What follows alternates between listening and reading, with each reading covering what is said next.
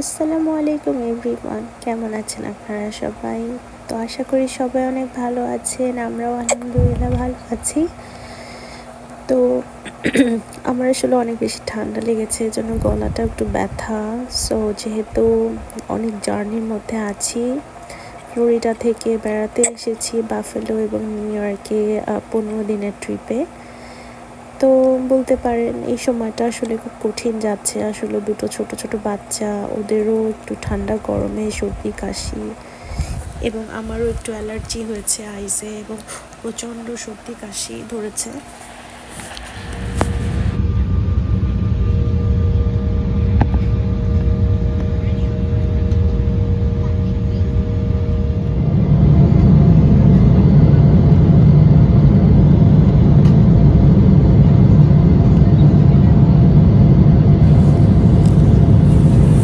বলছিলাম আর কি, আজকের ভিডিওটা অনেক বেশি স্পেশাল, কারণ জীবনে প্রথমবার এরকম বৈরী আবহাওয়ার মধ্যে জার্নি করলাম। মানে আল্লাহর কাছে অশেষ শুকরিয়া যে আল্লাহ আমাদেরকে সুস্থভাবে বাফেলো থেকে নিউ ইয়র্কে পৌঁছায় দিয়েছেন। তো আপনারা নিশ্চয়ই দেখতে পাচ্ছেন যে আকাশে এত বেশি মেঘ ছিল যে কিছুই দেখা যাচ্ছিল না। তো প্লেনের জানালা থেকে এরকম দেখে বেশ ভয় লাগছিল। প্রচণ্ড বৃষ্টি হচ্ছিল বাফেলোতে। তো আমাদের একবার অলরেডি ফ্লাইট ক্যান্সেল হয়েছে, তো দুদিন পর আবারও টিকিট কেটে আবারও উঠলাম। তো এই দিনেও প্রায় 1 আওয়ারের মতো ডিলে ছিল। তো যাই হোক, প্লেন তো অবশেষে ছাড়লো, কিন্তু এত বেশি টার্বুলেন্স এবং ল্যান্ডিংটাও বেশ রাফ ছিল। তো যাই হোক, আল্লাহর কাছে অশেষ শুকরিয়া যে আল্লাহ আমাদেরকে পৌঁছায় দিচ্ছেন। তো সেই ভিডিওটা আপনাদের সাথে শেয়ার করব, আমার অভিজ্ঞতাটা। আশা করি আপনাদের ভালো লাগবে। তো ভালো লাগলে কিন্তু আমার চ্যানেলটা সাবস্ক্রাইব করে আমার পাশেই থাকবেন, এরকম সুন্দর সুন্দর ভিডিও পেতে। আমি আমার লাইফের সব ধরনের মুহূর্তই আপনাদের সাথে শেয়ার করি। আপনারা আমার ফ্যামিলির মেম্বার। তো আশা করি ভিডিওটা আপনাদের ভালো লাগবে।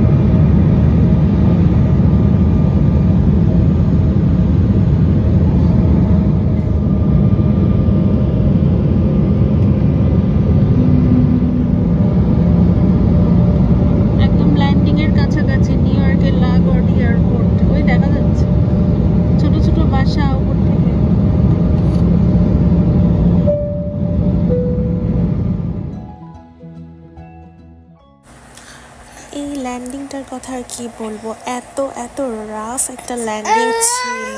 ও মাই গড, আমার বেবিরাও তো অনেক ভয় পেয়ে গেছে।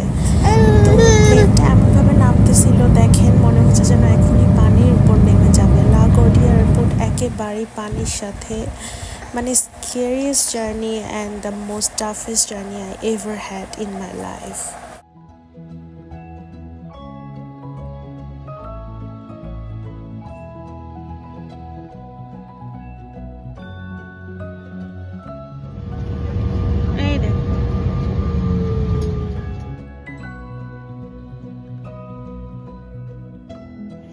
তো অবশেষে চলে আসলাম নিউ ইয়র্কের লাগুয়ার্দিয়া এয়ারপোর্টে অনেকক্ষণ পর। আগের দিন ফ্লাইট ক্যান্সেল হলো, তারপরে 2 দিন পরে আবারও ফ্লাইট বুকিং নিয়ে আজকেও 1 ঘন্টা দিলে, তারপর আবার অনেক বেশি খারাপ ওয়েদার ছিল, সেটা তো আপনারা ভিডিওতে দেখলেনই।